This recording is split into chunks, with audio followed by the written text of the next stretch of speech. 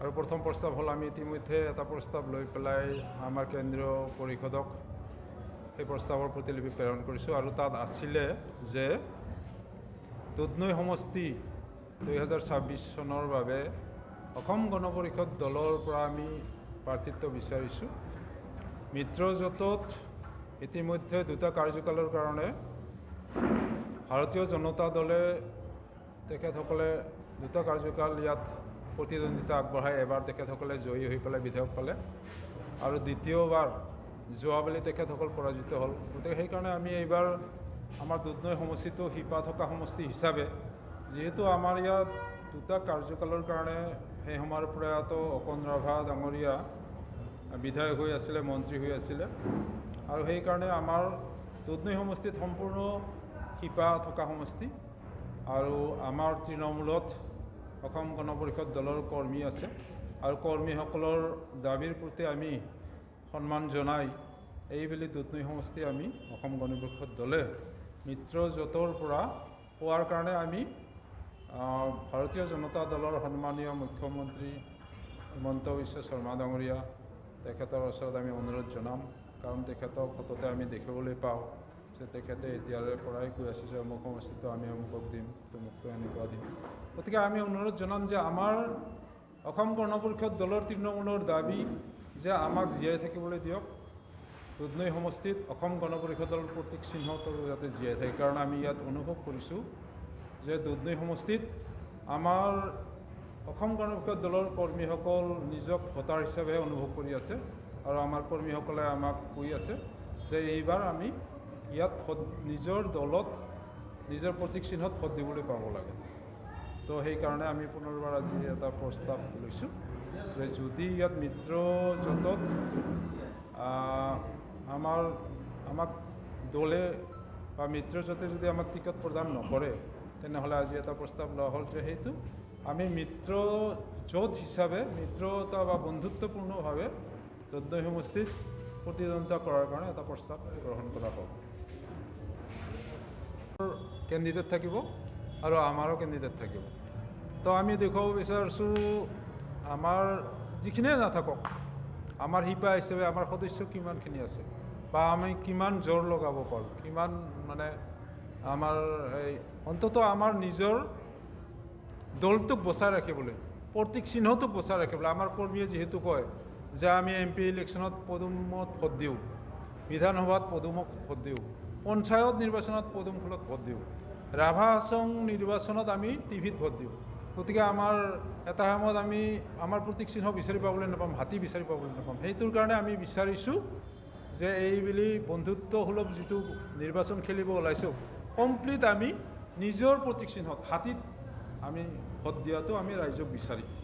আমাৰ শিপাৰ বাহিৰেও আমি সন্মানীয় ভোটাৰ ৰাইজৰ পৰা বিচাৰিম যে তেখেতসকলে এইবাৰ অন্ততঃ এই 2026ত আমাক ভোট চাওক। অসম গণ পৰিষদ দল হয় কথাটো বুজি পাইছে?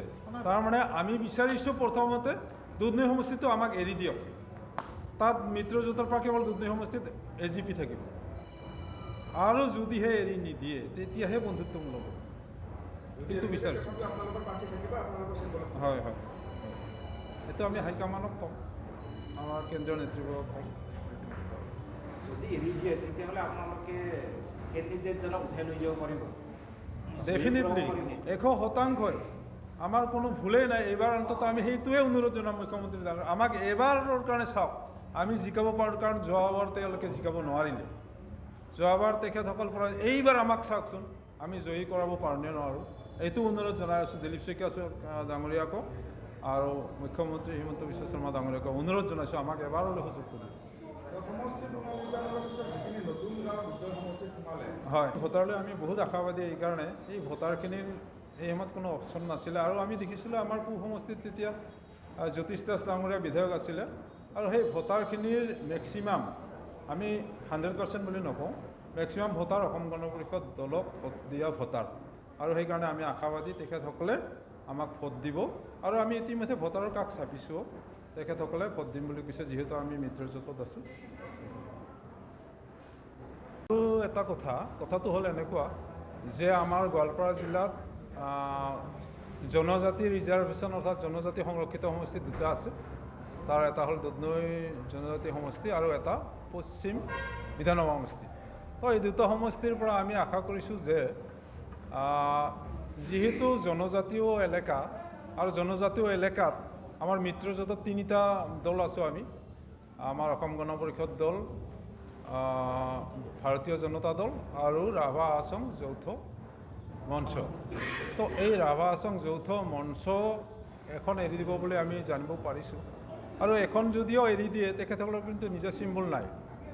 আৰু তাত দেখিবলৈ পোৱা যায় যে যদি আমি ভাবিলেও যে তেখেতসকলক ধৰি লোৱা হ'ল পশ্চিমখন এৰি দিলে, কিন্তু সেইখন দেখিবলৈ পোৱা যায় যে সেইখন বিজেপিৰ চিম্বল। তো তাতে সেইখন বিজেপিয়ে লোৱা বুলিহে মানুহে ধৰিব। গতিকে বিজেপিৰ এটা চিম্বল হ'ল, আৰু দুধনৈ সমষ্টি যদি আমাক এৰি দিয়ে তেতিয়াহ'লে এজিপিৰ এটা চিম্বল। গতিকে আমি এইটো বিচাৰিছোঁ, কাৰণ এজিপি আমাৰ শিপাটো দুধনৈ সমষ্টিত বেছিকৈ আছে। ইয়াত আমাৰ এতিয়া উল্লেখ কৰিছোঁ যে দুবাৰলৈ মন্ত্ৰী আছিলে, আমাৰ অসম গণ পৰিষদ দলৰ বিধায়ক দুবাৰ আছিলে। এতিয়া সেইকাৰণে আমি দুধনৈ সমষ্টিটোতে বেছিকৈ জোৰ দি পেলাই লাগিছোঁ যে দুধনৈ সমষ্টিটো অসম গণ পৰিষদ দলক এৰি দিব লাগে। হয়, জলেশ্বৰ সমষ্টিটোতো জিলাৰহে, কিন্তু আমিতো দুধনৈ সমষ্টি দুধনৈয়ে বিচাৰিছোঁ। এতিয়া জিলাৰ ক্ষেত্ৰত আমি এইটোৱে ক'ব খুজিছোঁ, জলেশ্বৰততো কোনো জিকাৰ অংক নাই।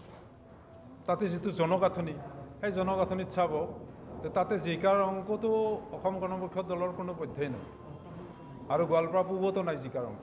গতিকে সেইটো হাৰা চিটখন যদি এজিপিক দিয়ে তেতিয়াহ'লে এইটোতো খুবেই এটা হাস্যকৰ কথা। সেইটো জিকা সমষ্টিৰ ভিতৰত দুটা আছে, তাৰ ভিতৰত আমাক এটাই বাছ দুধনৈটো